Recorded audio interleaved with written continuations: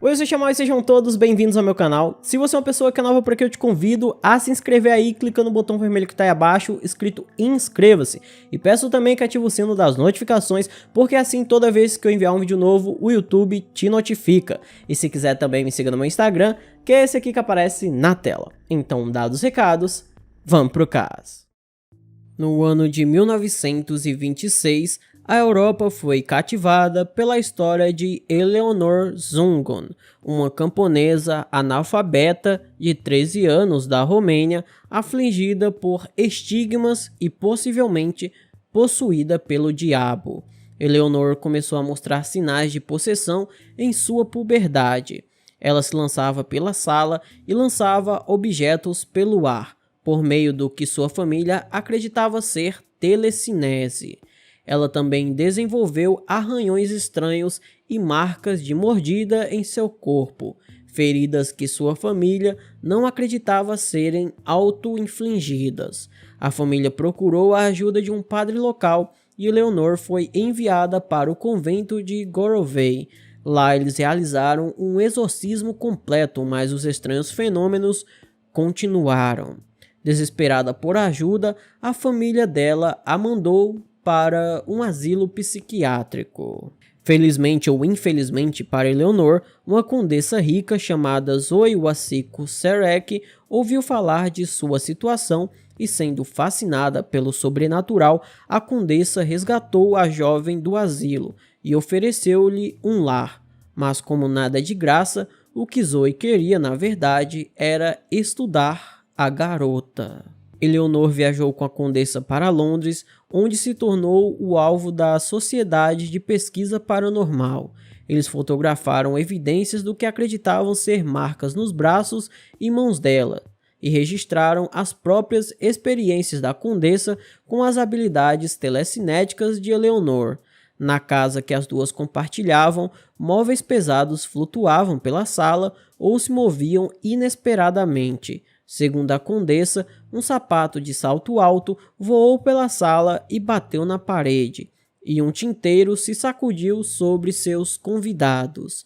Apesar de ser totalmente analfabeta, Eleonor teria tido surtos de escrita automática, e durante esses episódios ela pegava um lápis e papel e escrevia em romeno de forma totalmente compreensível. Inclusive, uma dessas cartas que ela escreveu revelou a localização de um molho de chaves que a secretária da condessa havia perdido. Sendo conhecida como a Garota Fantasma da Romênia, Eleonor foi visitada por vários psicólogos. Inclusive, um médico chamado Hans Rosenbusch afirmou que viu a condessa coçar propositalmente o pescoço de Eleonor enquanto fingia escovar seus cabelos, para deixar assim algumas marcas, e por isso ele declarou que Eleonor era uma farsa. No entanto, a condessa o processou por difamação no ano de 1927. A essa altura, porém, o estranho comportamento dela havia se acalmado. Em 1928, após sua primeira menstruação, todos os problemas dela cessaram completamente, e a jovem voltou para a Romênia, casou-se e viveu o resto de seus dias sem ser mais vítima de nenhum tipo de manifestação paranormal. Existem também alguns aspectos adicionais na vida de Eleonor que devem ser levados em consideração.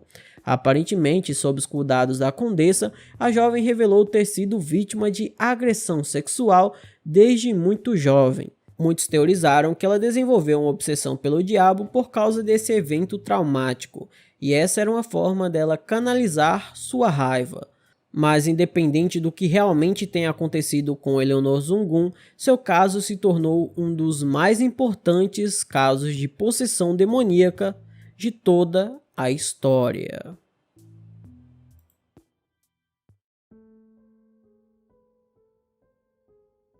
No ano de 1879, Walter Rubel, um ator com intenso interesse no paranormal, publicou um livro intitulado The Haunted House, A True Ghost Story, traduzindo para o português, A Casa Assombrada, uma verdadeira história de fantasmas. O livro era um relato das manifestações misteriosas que ocorreram na presença de Esther Cox, uma jovem possuída por demônios, que se tornou conhecida como o Grande Mistério de Unrest. Na introdução de seu livro, Rubel escreveu o seguinte: as manifestações descritas nessa história começaram há um ano. Ninguém ainda foi capaz de determinar sua causa. Quando as manifestações misteriosas descritas no livro de Rubel começaram, Esther Cox tinha 18 anos e morava com sua irmã Olive Tidd em Unrest, na cidade de Nova Escócia, no Canadá. A história diz que Esther foi vítima de uma tentativa de agressão sexual por parte de um amigo, e pouco tempo depois começaram as manifestações. Tudo começou com sons estranhos durante a noite. Esses sons foram seguidos por convulsões que abalaram todo o corpo dela. Então os objetos começaram a se mover pela casa por vontade própria. Quando a família chamou um médico, ele testemunhou roupas de cama se movendo sozinhas e ouviu sons vindos debaixo da cama. Talvez o mais assustador seja que todos na sala viram uma escrita aparecer na parede acima da cama de Esther, que dizia o seguinte: Esther Cox, você é minha para matar. Depois disso, a atividade sobrenatural piorou. Muitos visitantes da casa testemunharam o fenômeno, que continuou por vários meses, diminuindo apenas quando Esther contraiu difteria e foi transferida para a casa de outra irmã em Sackville. Ao voltar para Unrest, a própria Esther afirmou ver um fantasma. Ela disse: ali está ele, todo em cinza. Veja com seus próprios olhos, estão fixos em mim. E ele ri quando diz que devo sair de casa esta noite, ou ele vai começar um incêndio no sótão sob o telhado e queimar todos nós até a morte.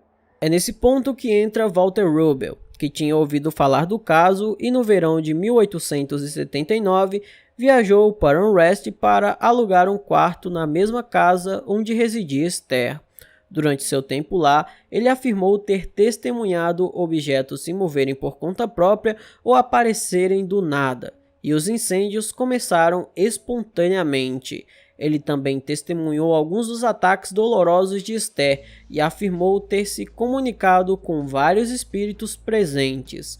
Tal atividade inspirou Rubel a documentar suas experiências. Seu livro, lançado no mesmo ano, vendeu muito bem e atraiu ainda mais atenção para o caso. Impulsionado por seu sucesso, Rubel orquestrou uma turnê de palestras com Esther como estrela. A turnê, no entanto, foi muito mal falada e ela enfrentou a hostilidade na maioria de suas palestras.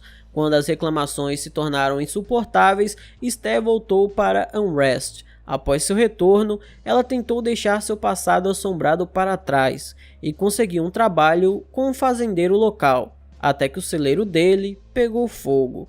O fazendeiro a acusou de incêndio criminoso e ela foi sentenciada a 4 meses de prisão, embora tenha cumprido apenas um mês antes de ser libertada. Assim como em muitos relatos de atividade paranormal, os fenômenos em torno de Esther Cox eventualmente desapareceram.